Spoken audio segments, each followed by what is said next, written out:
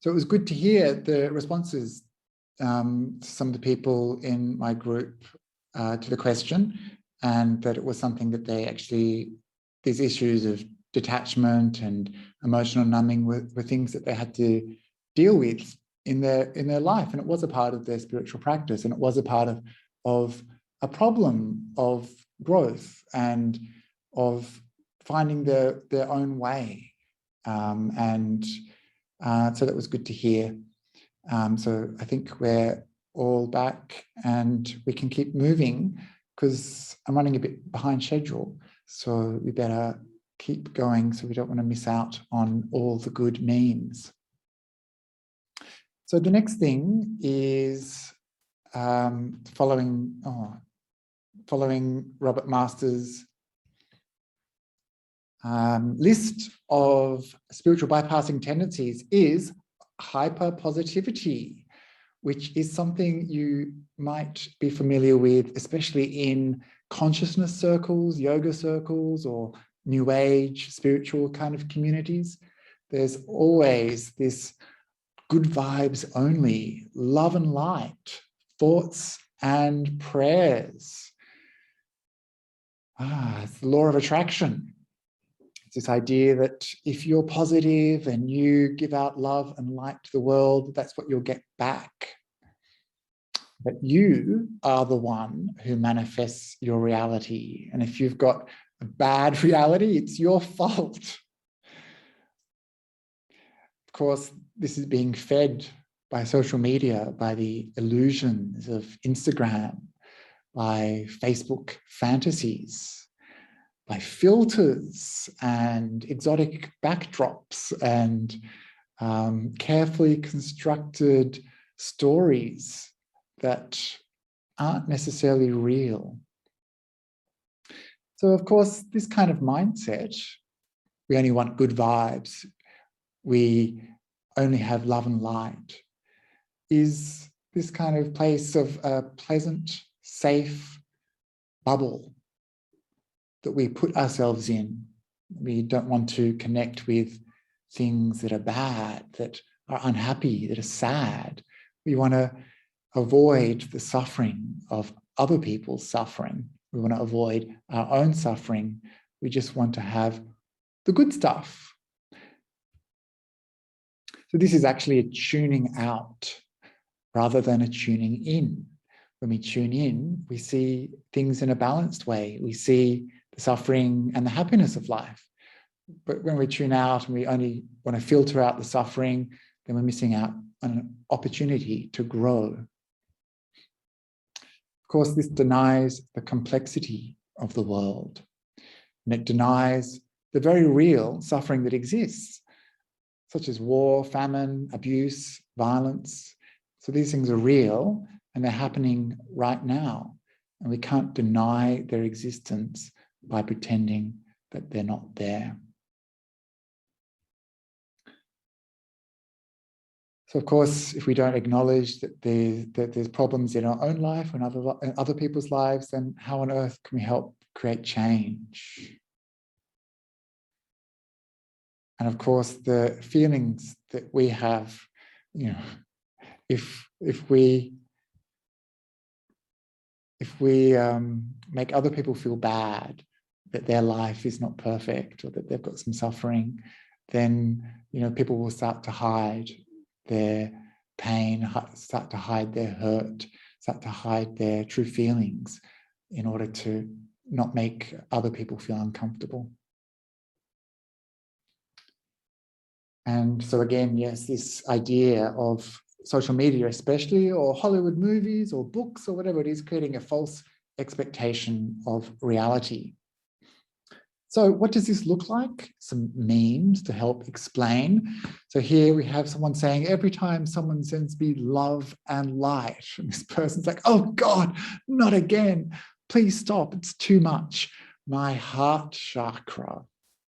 So this is the image that I have in my head every time I see someone signing off with love and light or something like that on Facebook or wherever it is. This is the image that I get in my mind, this poor person being loved and lighted to death.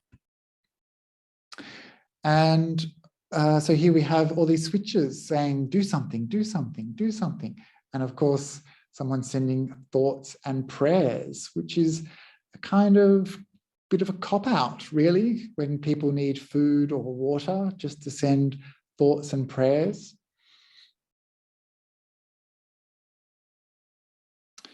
Or this idea that, you know, if people have a low vibration, which is something you encounter these terms in spiritual communities, consciousness communities, that things like bad mood or anger or sadness is low vibration, and trying to deny that person's authentic feeling, saying we don't do that here.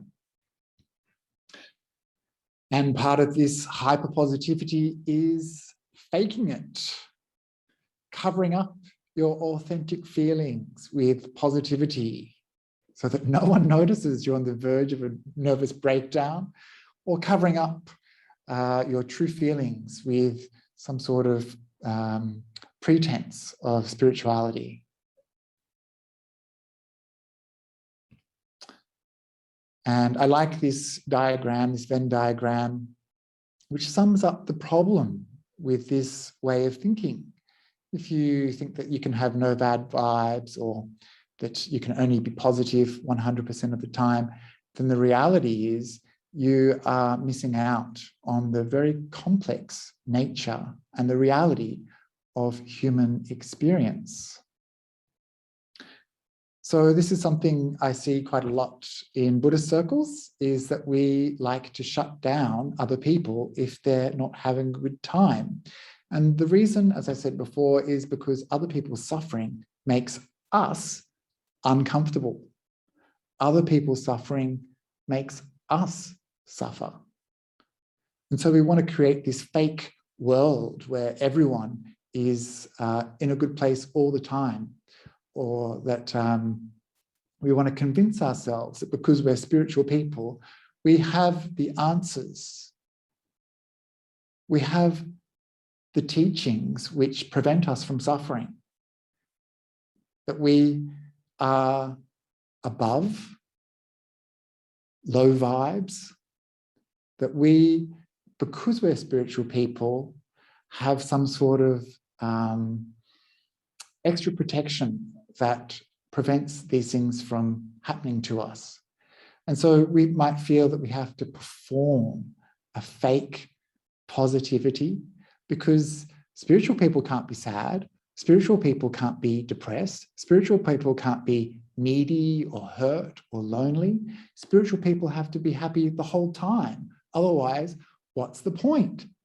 And so you can see this dilemma that we have. And sometimes you go to a yoga studio, or to a Buddhist group, or a spiritual community, and you get the vibe that, you know, you have to be positive, you have to be happy, you have to put on your happy face, you have to fake it till you make it.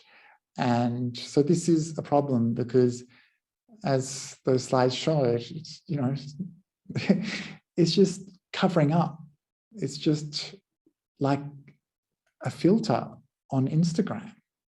It's just changing the background without actually doing the work that's needed to support growth, to support the change that we need to make in our life, so that we can feel that positivity authentically. But I don't think that we're going to be happy 100% of the time, simply because we're human, and we need to understand, we need to recognize that our experiences shouldn't be limited to a narrow band of feelings that other people have told us equals spirituality. So be aware of consciousness communities that kind of make you feel guilty if you're having a bad day, or friends who won't let you be yourself around them because you're going through a hard time. Be aware of not allowing yourself to feel these things Be aware of covering up. Be aware of faking positivity. So this is the problem with hyper positivity, that it is this mask, a masquerade, a spiritual performance that we might be compelled to do. And the net effect of that is you end up feeling like a bit of a fraud. You end up feeling like you haven't made it as a spiritual person. You feel guilty that you have these teachings. The teachings talk about escaping suffering, and that you've been on the spiritual path for so long, and yet from time to time you get depressed, or from time to time you get sad, or that you still experience things like hurt and pain, and you might think that this is not allowed, this is not good. It's a sign that you're sliding backwards, that you're not a good spiritual practitioner. But actually, it's the narrowness of the definition that we've given ourselves of what spiritual life means that is the problem, that we haven't allowed ourselves to see the full experience of humanness as spiritual, and that we've turned something where we should learn from these experiences into a kind of fraudulent cover-up. And when we do that, when we fake it, when we're not authentic, then we're not going to be able to see what it means to sit with those feelings, to be okay with those feelings, to understand them, to see how they arose, why they arose, to understand how it creates pain and suffering in our hearts, to not feel great the whole time, we're missing out on the opportunity to transform those through wisdom. And we're just using will and denial to cover up and fake it. So I hope that makes sense. We'll keep going with the slideshow. Will we? I've just lost control of my computer. Okay. Good. The complexity of human experience. Yeah, so often I think it's like we're part of an ad for a spiritual corporation or something, that we have to, laugh all the time and be happy all the time. And yeah, maybe that's not the best way to be. Similar is this idea of anger-phobia, that we should not experience anger, because anger is not spiritual. Anger is negative, toxic, low vibe. We should never, ever get angry. Conflict is bad and should be avoided. So often this is people telling us these things, of course, like when we're angry or we're resentful or we have some frustration, people will come from a very judgmental place and tell us that we shouldn't ever get angry. You mustn't get angry. And I'm thinking in particular of last year when the Black Lives Matter protests started happening. People were saying, oh, I'm so angry, that racism exists like this in this day and age. And I remember someone was like, in this comment on this thread was like, oh, but we mustn't ever get angry. And it was like a person kind of clutching their pearls, that it was much worse to get angry than it was to have to endure systemic racism. And so this is a denial often of people's legitimate emotional reaction to unfair, hurtful, abusive situations. When we shut down people and we say, oh, you shouldn't be angry about that. Angry people aren't spiritual people. Sure, you were hurt, but you shouldn't be angry. Sure, you got abused, but you shouldn't be angry. How does this feel, do you think, to those people who are experiencing that? It's very easy when you're in a place of relative privilege and safety to judge other people, but when these things happen to you, it's much more difficult. So of course, this doesn't distinguish between different types of feelings, like ill will, resentment, hurt, frustration. These things are all lumped together as if it was one big thing, a big problem, one big emotion. But when we kind of break these things down, there's different forms that this kind of feeling has of anger or ill will or frustration, resentment. It's all slightly different. And actually we can learn from distinguishing these kinds of emotions by observing them rather than pushing them away. We can see how they work, how they function, how they feel, and understand them. And then we can let go of them much easier because we see them more clearly. Importantly, anger is sometimes part of a process. So anger might be something that we feel initially that can subside. We can change the way we feel about something.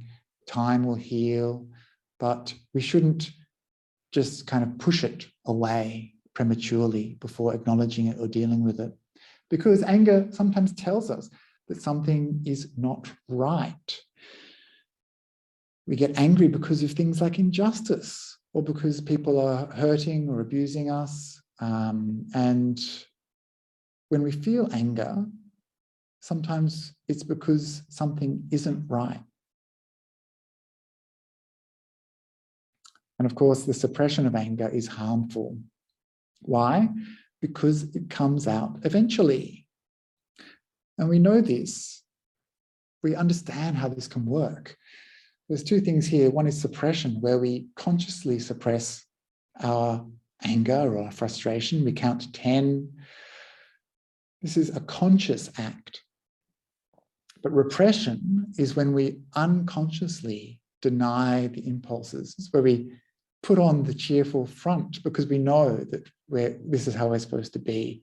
This is that false positivity, hyperpositivity, kind of covering up a true emotion. And this can become a habit where people end up hiding parts of themselves. And this is often a traumatic response as well. And so what happens is we feel scared, we feel angry, but we don't think it's spiritual. So we pretend that it's not happening. Where does it come from? I should have given you a trigger warning. This is quite a confronting slide. So here we have two people chopping up a body, and it does look rather uncomfortable, doesn't it? This, of course, is a very famous Buddhist simile. It's the simile of the saw. And it's one of the probably most quoted suttas that I can think of, where it talks about anger and hate. And the advice from the Buddha is that even if someone was cutting you up limb by limb, you shouldn't give rise to any hate. That you should have a mind of love and compassion. And starting with the person who's cutting you up, you have a mind of love and compassion, and then you extend that to all living beings. And this is how you should train. Of course, this is an ideal. And if we're not quite there, if we don't have a mind that's able to endure this cutting up of our body, then we might feel like we're not very good spiritual practitioners. We might feel that we've failed at being spiritual.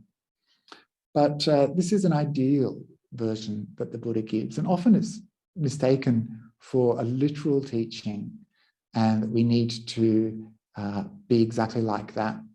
In the situation that the Buddha was talking in this sutta, it's actually referring to verbal insults that might be received by someone. And the Buddha uses this image in the sutta as a way to talk about how you might be able to endure these kinds of insults. Imagine it was like someone cutting you up.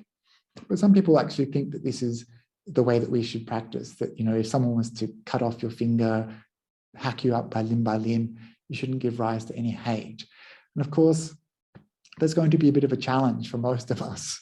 And so we need to maybe balance out the ideal with the reality.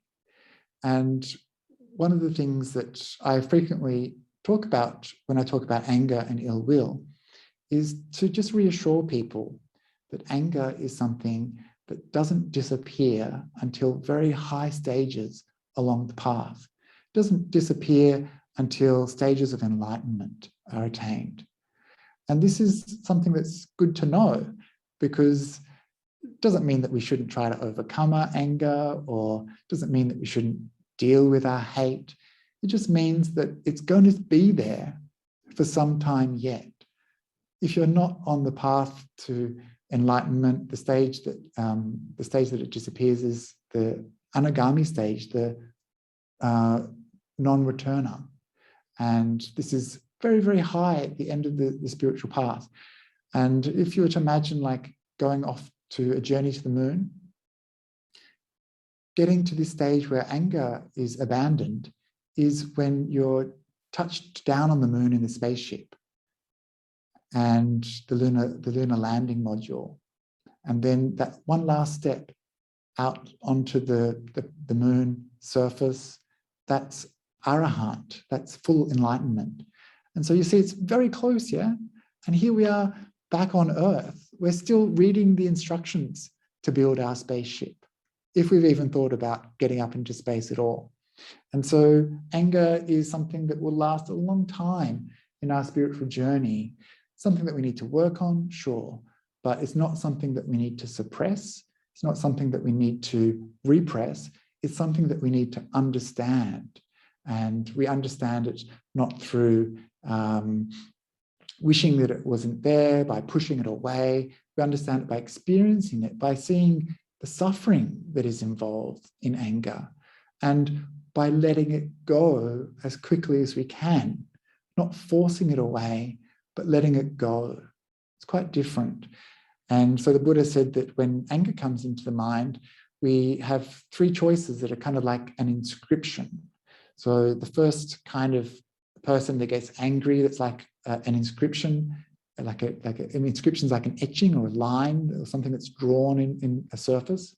So the first person is someone who is like a line drawn in a rock, carved in a rock.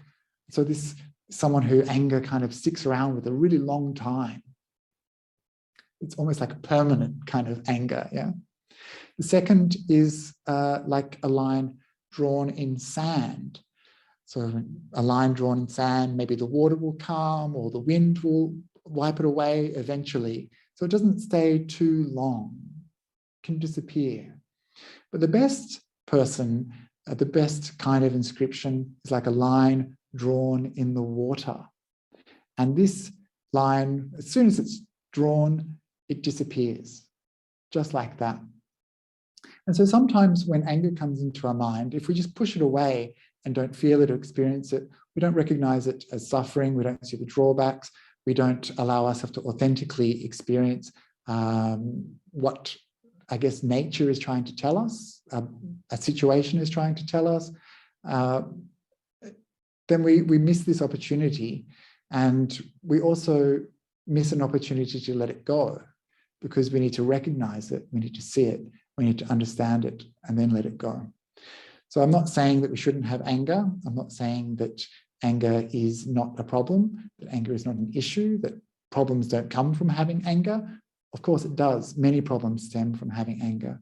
But what I want us to do is not suppress it, but to recognize it and to understand it with wisdom, not willpower, and to let it go in your own way, in your own time. And I think this is an important part of that process, like just understand that we need to let it go, sure, but it will happen sometimes over time for some people, for some events, some things that still, even today, I feel quite angry about when they come up into my mind. Like I see it, and you know, it's sticky and it's suffering. I know that, but I can't force it away. I just have to be with it, understand it, and try to let it go. But maybe something that we have to do over and over and over again. And we need to let it go over and over and over again. But we don't beat anger by suppressing it. We don't beat anger by repressing it. We also don't beat anger by expressing it. We need to observe it calmly and clearly, and not allow it to take over our mind, but not allow our mind to kind of squash it so that we don't even recognize it's there. Because the problem is that people who repress anger and suppress it, they'll explode sooner or later. And I remember my teachers talking about this, this problem in monasteries, that the people you've got to watch out for are the ones who are emotionally numbing and scarily calm and excessively peaceful. And these people, they said, will always end up exploding. And when they do explode, and I've also seen this, when these calm people who are just trying to hold it together, when they do explode, it can be spectacular.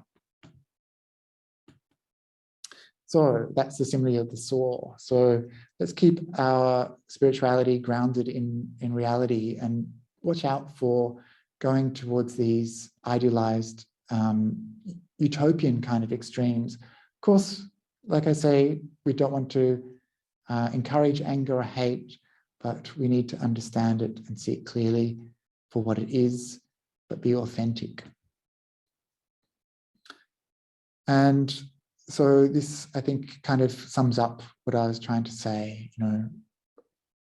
Anger is a bit like shit in our pocket when you think about it, or hate is a bit like shit in our pocket. It's sticky and it stinks, and we don't want to have it, but we need to just acknowledge that it's there and deal with it and heal with it, and then when we're ready, we need to let it go. So we've got two more things to look at, and then we'll have another breakout session. And these two things are linked, actually, and they're, I guess, the flip side of anger as well. But they're part of what happens if we suppress our real emotions. So the first one here is blind compassion. So it's saying something like, just turn the other cheek if someone hurts you. Turn a blind eye to people's faults. Never judge others. Have compassion for those who hurt you and others. They're the real victims. This is something you often hear in spiritual circles. People will say, if you've been hurt by someone, that the person who hurt you is the real victim because they're suffering and causing suffering, and that we should feel more compassion for them because they're the ones who are really suffering. What happens, though, is this means that compassion can sometimes become a spiritual excuse to allow harmful behavior, such as physical, sexual, or emotional abuse. And you see this in spiritual communities where there's been some abuse that has occurred by a leader or by people in the community, and instead of dealing with it properly, reporting it to the police or whatever appropriate measures should be taken, they've just forgiven and had compassion for the perpetrator and allowed for the abuse to continue. This is something that happened in a lot of Christian schools and homes in Australia and around the world, where priests and clergy were abusing children, and their spiritual communities forgave them and had compassion for them and just moved them on to another place and let them continue this kind of abuse. So this is why this is blind compassion. It's not skillful. It's not wise. It's not grounded in a sense of wisdom. One of the problems for us, of course, is that we want to be the bigger person all the time. We want to be the nice, kind, good, spiritual person. And so sometimes we forgive and we also forget. Sometimes this compassion can be a spiritual performance that we do. It's not actually genuine. We feel perhaps that we should have compassion for people or forgive, or we feel like we need to make this kind of step in this direction, which is true, we do, but it might not be genuine. We might feel forced into this kind of compassion. One of the problems is, of course, that if you are in a community where you're obliged to forgive actions, speech, behaviors, and you aren't allowed to talk about being accountable for those actions, speech, or behaviors, then it shuts down legitimate problems. It shifts the blame from the person who has created harm and puts it onto the people who experience that harm. So this is a big problem you often see in spiritual communities where there's been some abuse by a teacher, that the people who complain are told you should have compassion, you should forgive, and they become the problem rather than the person who created the abuse.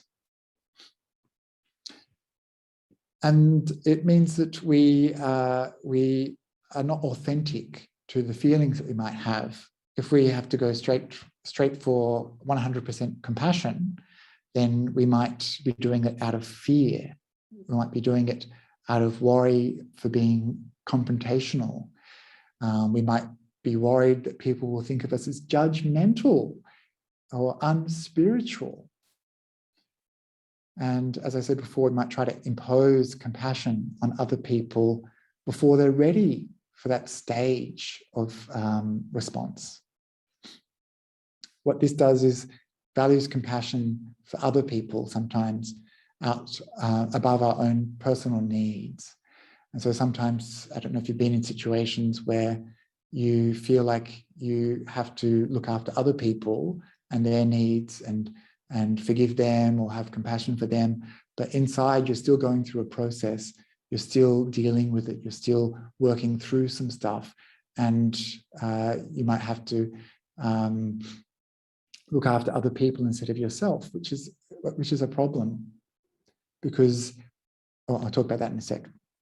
But this is what it looks like, this kind of compassion, where we are blind, where we put ourselves in harm's way or allow for harm to continue. This is us, the little bird, who is, again, another snake image, in trouble, this poor little bird. And this is, I googled like compassion memes, which are all over the internet, and they're quite hilarious, because we often guilt our communities into this idea that we have to have compassion. Otherwise, every minute that we refuse to love one another, another puppy cries, another tear. Oh.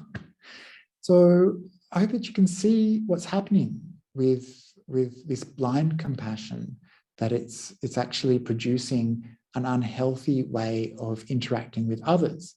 It's not authentic, it's forced, it's manipulative, it's maybe not dealing with the situation. And we often put ourselves in harm's way by doing this, because we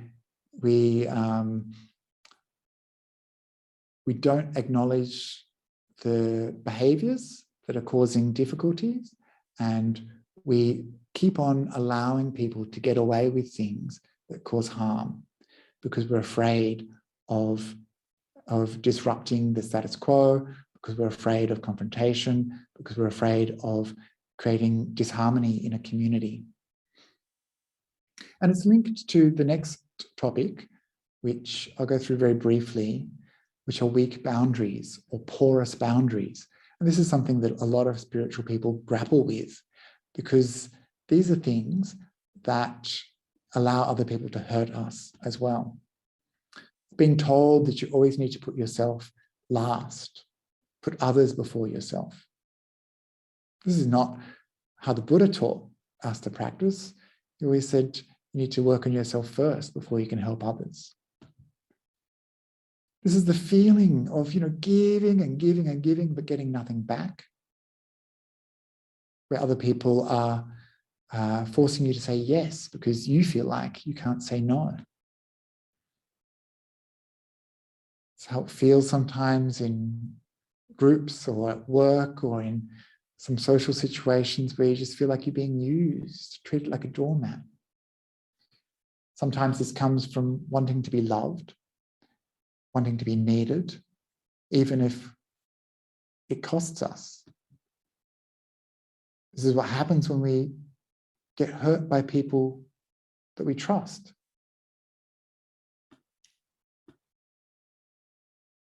Feelings of powerlessness, being manipulated, being worthless, being exploited, feeling drained, tired, uncomfortable, sometimes feeling scared or hurt. This is what happens when we don't stand up for our own needs, or we don't create time for ourselves or space. And this is what happens when we have one-sided relationships, friends that only need us for their needs, never listen to our problems or deal with our, or want to do things that we want to do, or work environments that exploit us. We're unable to stop this kind of toxic behavior and we perpetuate really harmful cycles. And one important spiritual tendency is this idea of crazy wisdom, where you have a teacher who can act in whatever way they want to act and hurt, abuse, and belittle and cause a lot of harm. And you're expected to just allow that to happen because it's part of a spiritual growth process that you've been told is happening, and you have this devotion to this leader, and that causes a lot of harm and problems. It's something you see in cults, and it's part of brainwashing. It's where you don't have a boundary to protect yourself, where you give up that boundary and you let people walk all over you like a doormat. I'll just skip through some of these. I will just linger here because this is something that really disturbed me when I read this quote from Gandhi, talking about Hitler and saying, you know, Hitler killed 5 million Jews. It's the greatest crime of our time, but the Jews should have offered themselves to the butcher's knife. They should have thrown themselves into the sea from the cliffs. As it was, they succumbed in their millions. So this is a great spiritual leader saying that people should have just offered themselves up to die. And something like this, of course, is really problematic. And of course, it comes from Gandhi's non-violence and non-violent philosophy. But when you read those things, you kind of think, this is slightly dangerous to think like this, that we should just allow other people to treat us however they want, that we should just allow people to harm us, allow people to hurt us, that we shouldn't have any boundaries around our own safety and our own dignity. And this is something that we need to be aware of when we're in a spiritual community, where we, from time to time, might need to relax our boundaries in order to be comfortable with others, to make others feel comfortable, where we might need to let down our guard in order for us to be vulnerable and to share, or to expose parts of ourselves that need to be expressed. And this is really difficult.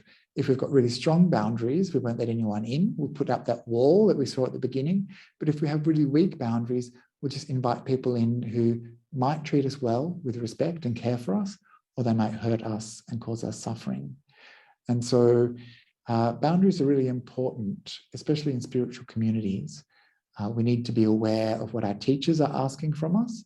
We need to be aware of what our companions in the spiritual life are expecting from us. We need to be aware of our own personal boundaries and how we negotiate our own personal spiritual journey, and not allow other people to push back our boundaries where we're not comfortable, or to intrude on places where we need some space, where we need some distance from others. So blind compassion, weak boundaries, these two things kind of go together. and anger-phobia, and the other one, which I can't remember because it's been a long time of talking, also things that we need to work on. And we did have this idea that we were going to do another breakout session, but I'm wondering if we've run out of time. Can someone who's in charge tell me? Yes, Bhante, we've gone about 10 minutes over time. It's 10 we're already past. over time. 10 Okay, past so we'll the have hour, to. yeah. Oh, forgive me. I really wanted to let people talk and to for people to have that opportunity to interact with other people on the call, but we'll have to wait for that tomorrow. So I'll try to make sure that there's time allocated for that important part tomorrow, where we'll be exploring the shadow side of spirituality. We'll be looking at cognitive dissonance. We'll be looking at this lopsided cognitive development where we value intellectual understanding of spirituality over our emotional understanding. We'll be looking at premature transcendence, this idea that we might not be as far down the spiritual path as we like to believe we are, and that we shouldn't try to be further down the spiritual path. We should try to be where we're at on our spiritual path. And the last one is a deluded sense of attainment, and this idea that we might be, we might have some sort of enlightenment when we don't. So let's save that for tomorrow. And sorry for going over time. And I hope that the things that we've covered today make sense and that you benefited from the presentation, maybe enjoyed the memes. And I thank you for being here and for being open and taking this opportunity to reflect upon your spiritual practice. Because I think when we do that, we have a much better chance to deal with the things that we need to deal with, and a much better chance to be happy and to create happiness in our lives and in the lives of other people. So thank you so much. I look forward to seeing you tomorrow, same time.